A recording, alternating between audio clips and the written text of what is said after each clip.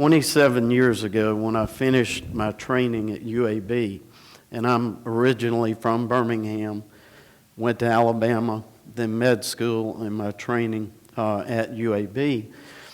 Dr. Steve Bowen, who he and I had done our residency together, he's a little bit older, he was kind enough to invite me to set up a clinic here. And so for the past 27 years, I've thoroughly enjoyed coming here, and I think I was not here for maybe 2 months, and it was a logistics issue, so I consider that I've been here pretty much 27 years. I love the community, I love the closeness, I love the appreciation that y'all give us, and all the support.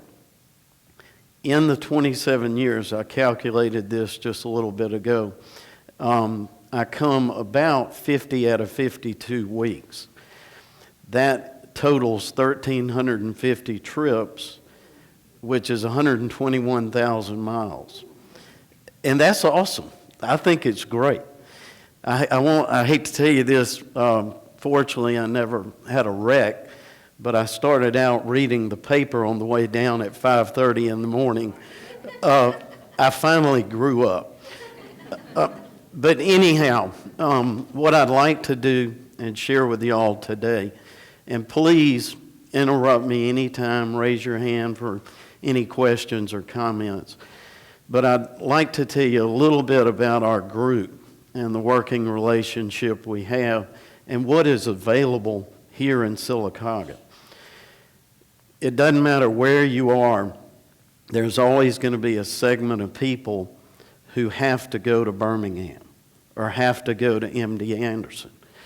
Well, the fact is, you have, and yes, I'm providing it, but these are facts. You have absolute state-of-the-art care that is provided here. My 3 young partners, Dr. Ashraf, Dr. Bridges, and Dr. Mooney, were all board certified. We're here 5 days a week. We're available 24/7. In the 27 years, the physicians here working with us have done a phenomenal job. As Robin was alluding to, some of the things that you get when you come to us that I'll assure you you don't get and people across the country don't get, but is efficient care.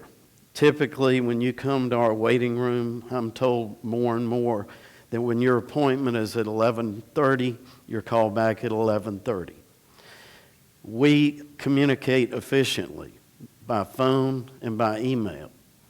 My home phone's in the regular book, and we respond same day. And I think the communication is one of the most important things for y'all to have available us within 5 minutes, 24/7. We've got a fantastic staff, well-trained, all very loving, all compassionate, and all spiritual. Mentioning the state-of-the-art care. All new drugs that are available at MD Anderson, Emory, UAB, New York, or whatever, we give here. These include biologicals, monoclonal antibodies, gene therapy, etc. We're on the 3rd floor of the Craddock Clinic where Dr. Swearingen used to be.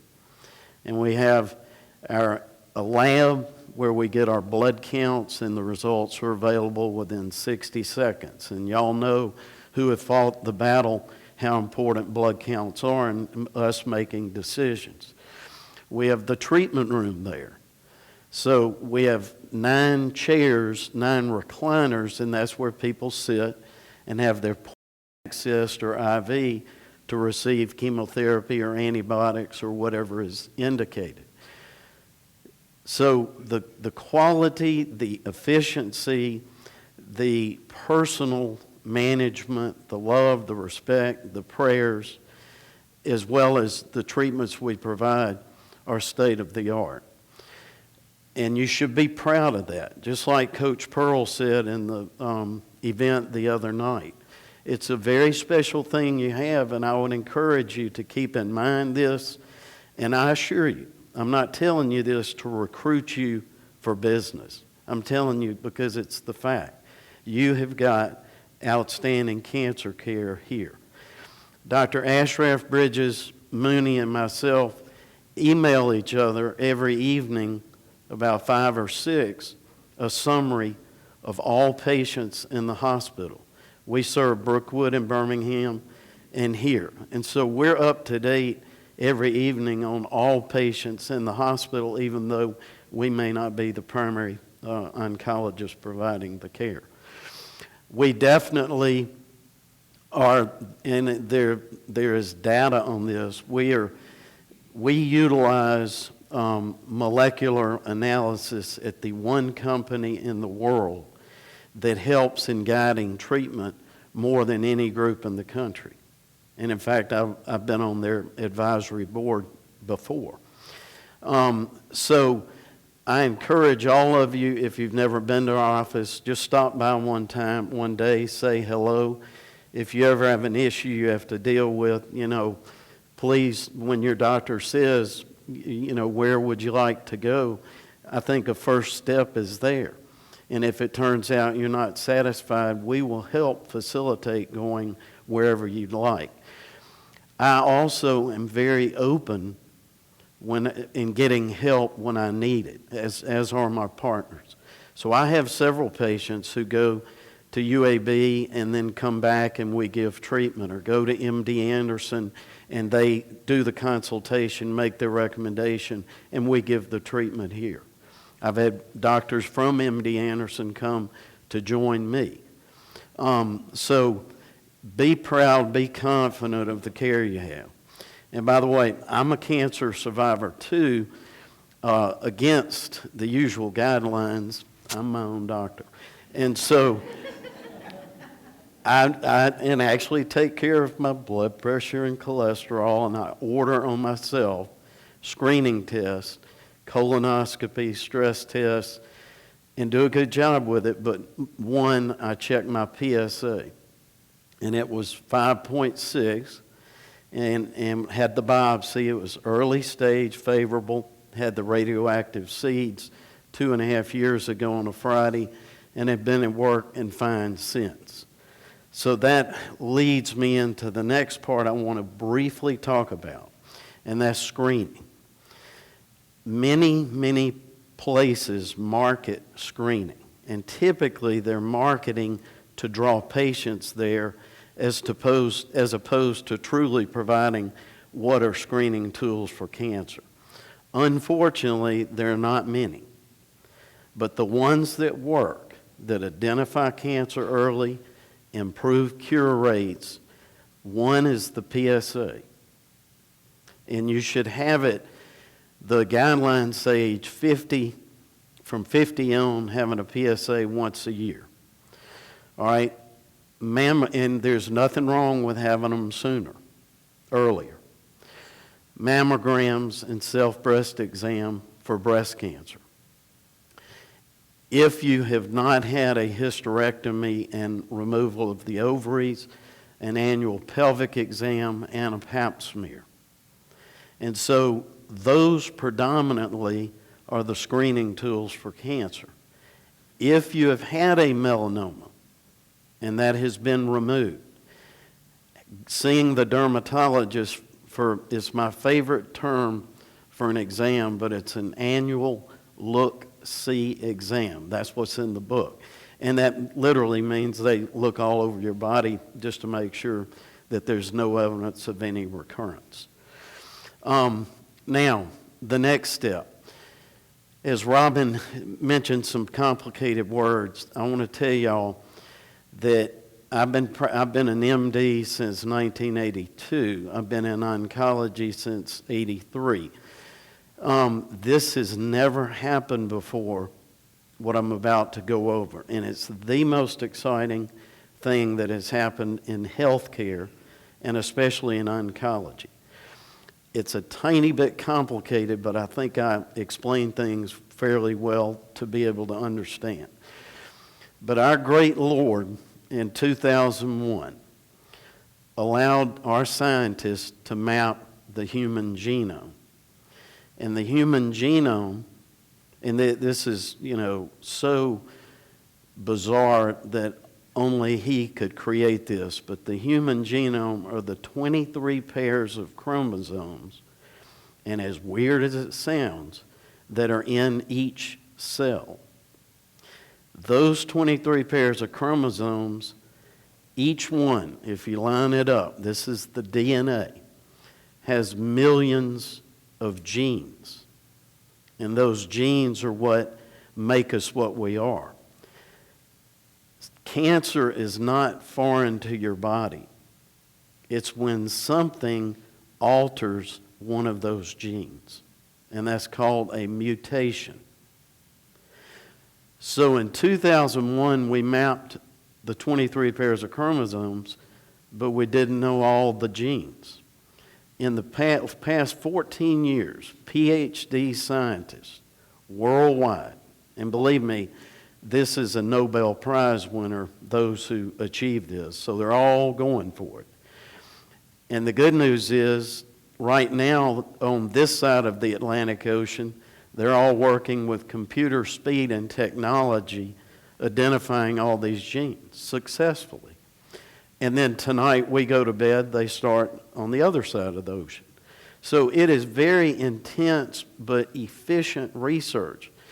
And finally it's come to us in the clinic in the past 2 years, mainly the last year. Drugs are being developed that target these precise mutations.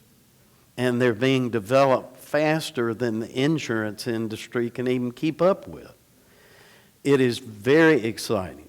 The talks we hear at meetings. I was at the Mayo Clinic meeting 2 years ago. I always go to the Harvard meeting in July. The keynote speeches are fascinating. What they talk about is not treating Alan Yeilding's prostate cancer, but treating Alan Yeilding's mutation with a targeted drug. A side note, if you have pneumonia in the lung, you treat the bacteria that cause the pneumonia. You don't treat the lung. So people with lung cancer, they will not be treating the lung cancer. They'll be treating the mutation that they identified from the biopsy. And as I said, this is happening, at lightning speed, and it's turning cancer into a chronic illness like diabetes and heart disease, and not a fatal illness. Okay, I have one more subject that is near and dear to me, and I just want you all to please hear it, meditate about it, and I've never meditated. Pray about it, think about it, and talk about it. But this is a passion of mine that I've had as being blessed to do what I do. And believe me, I'm blessed because I'm allowed to get down in the dirt with my patients and families in a real situation and walk the walk with them. But when I was a third-year resident, I was on an oncology rotation. I was going to be a cardiologist. And I made rounds on a Friday afternoon, and about 5 o'clock, the last patient was about a 83-year-old lady who was dying of cancer. She was comatose, no family was in the room. And so most residents would go in, most doctors, and would simply kind of listen and realize they're nearing death and then walk out and go to the golf course or whatever. Well, I sat down for whatever reason and held her hand and just sat there for about 30 minutes. And then I got up and went out in the hall and I said, I've got a knack for helping people in this situation. And I changed and went into oncology. Well, it wasn't until about 10 to 15 years later I realized what that was. And it was a Holy Spirit moment. And I listened. Okay, most of us don't listen. But having gone through oncology, it has taught me so much about spiritual peace and peace with God. Because simply put, and everybody in this room believes it, it's easier said than done. But many of us, as we wake up in the morning and go flying out the front door in the chaos, we forget what it's about. And I want y'all to know a Yeilding statistic that may not be valid is that 98% of us Americans never talk about death. It isn't taught in church, Sunday school, and barely mentioned at a funeral. But the fact is, my passion is peace with death, because there's only physical death. There is no spiritual death. That's what we celebrate Easter for. And I realize you may be sitting there thinking, you know, we go to church on Sunday to hear this. What's he going? I think it's important that you hear a doctor say this. And my point is that our charge is to set the legacy through our children and grandchildren as his disciple in our journey to the miracle of spiritual eternity. Please think about, pray about, and talk about that and meditate about that. Because the 98% of us who don't think about it, upon being diagnosed with a serious situation, including advanced cancer, it's the worst chaos I ever see. And it should be a peaceful moment. We grieve, we're frightened, but we know who's there to help us along with our family. So there have been phenomenal advances. There is tremendous hope in turning this illness into a chronic illness. And that's based on the good Lord opening the book on how He created us and letting us learn. You have a phenomenal team here. And as Robin alluded to and Vanessa, this past year we joined in partnership. And it has greatly enhanced the care that y'all receive. And you've got all the technology here in Sylacauga that you do in Birmingham. And so right now I just want to thank you all for being here and for listening. And I'd love to open the floor for any questions. And please remember, there is no dumb question. Y'all always have some questions, so feel free. Just hold your hand up. And Robin, do you still have the mic? Or Miss Helena? Anybody want to just start out? Testing. Yes, ma'am. My son's on Pelican. And what's the norm for the chemicals? I've heard like 2. What is his diagnosis? Non-Hodgkin's lymphoma. Okay, this lady has a son who has lymphoma and is undergoing treatment with 5 drugs. The interesting thing about lymphoma is fairly complicated, and they're truly thought to be over 50 types of lymphoma. But generally speaking, we put them into low, intermediate grade, and high grade. They're all highly curable. There are some of the less common that are very difficult. But we give 5 drugs, and it's also interesting, fascinating, but one of the chemo drugs for lymphoma is prednisone, steroid, because lymphomas are a malignancy of the lymphocyte, and steroids can kill the lymphocytes. Another drug is called Rituxan, that is a monoclonal antibody. It's the greatest breakthrough in the management of lymphoma that we've had, and it came out in about 99. And it doesn't make you throw up or lose your hair. Adriamycin, which is red in color, and one of the toughest drugs we give. is another of the drugs. And then vincristine, which is the fifth drug, is the fourth, and then finally Cytoxin. And so we have the acronym RCHOP, Rituxan, Cytoxin, vincristine, adriamycin, and prednisone. And that's pretty much the regimen for lymphoma. And it's well tolerated. You know, you lose your hair, you can get sick, you have to get the white blood cell shot, but it has at least an 80% chance to put somebody in remission and at least 60 to 70% for cure. So I hope and pray he gets in remission and is cured. And where is he going?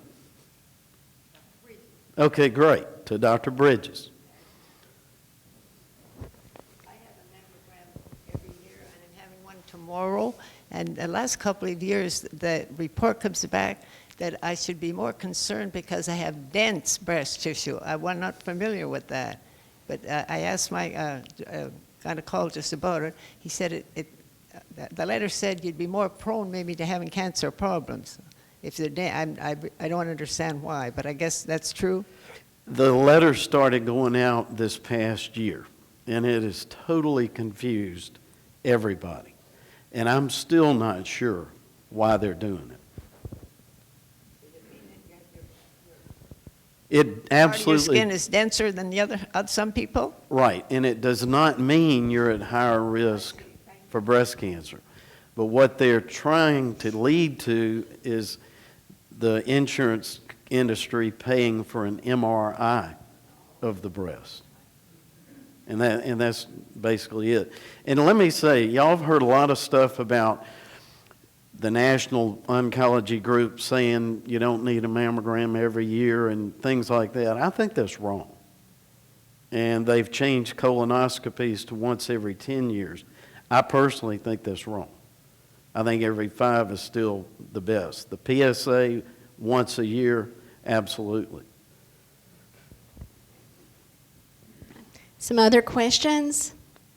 When is the screening age for colonoscopy? When should you have your colonoscopy? Typically, it's at 50. I had my first one at 47, and remember, I ordered it. But let me also say, if you have a family history of colon polyps, especially colon cancer, and there's some hereditary things like Gardner's syndrome, familial polyposis, you might need them earlier. But one of the reasons that I'm my own doctor is I'm a good doctor, but it's a pain in the butt to go to the doctor. And so I can just walk down to my lab and get my lab, and they do my vitals, and then I go back and see my patients.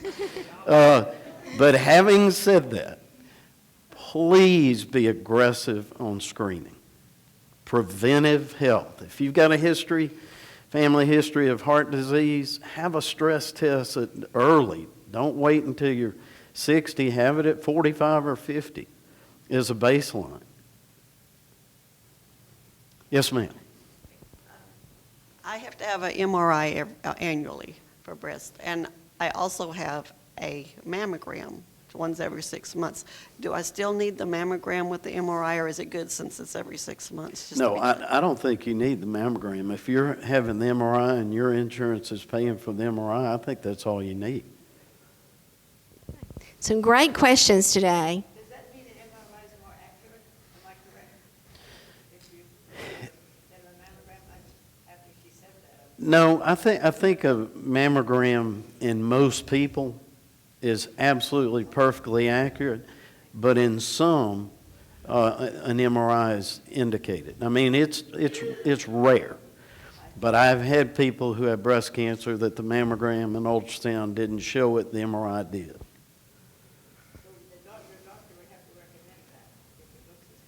Correct, but bring it up to him. Yeah. We only see ladies when we get the mammogram. Because, not that, I want to appease people, but if my patients come in and there's no literature to support doing a PET scan 3 years after breast cancer has been treated, I'm absolutely going to order a PET scan.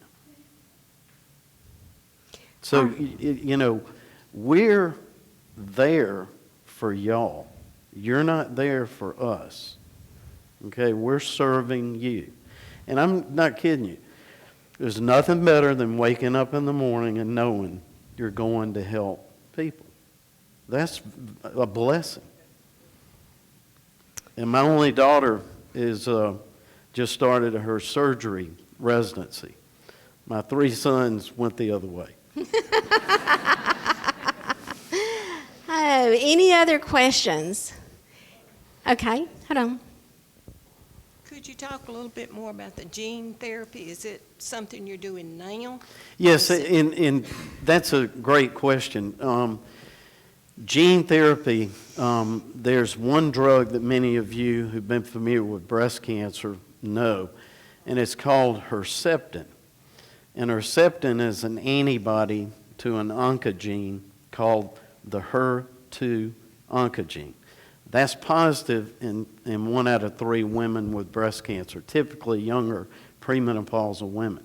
So that is gene therapy. All right, the Rituxan that we mentioned in lymphoma, that is targeted to a gene. Okay, that is gene therapy. I don't know if any of y'all heard in the last 2 years with melanoma, scientists discovered one of the gene mutations called BRAF. And so the pharmaceutical industry has now developed 3 new drugs that target that gene. So what they're doing, and we give these.